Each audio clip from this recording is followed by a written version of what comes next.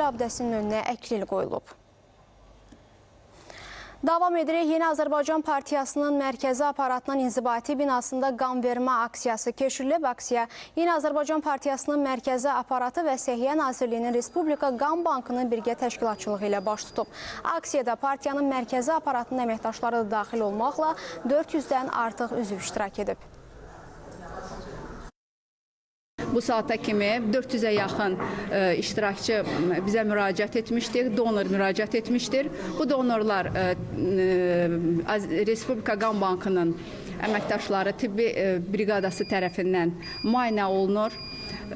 Yararlı donorlardan qan götürülür və bu qanlar Respublika Qan Bankının laboratoriya şöbəsində müayinələrdən keçiriləcəkdir.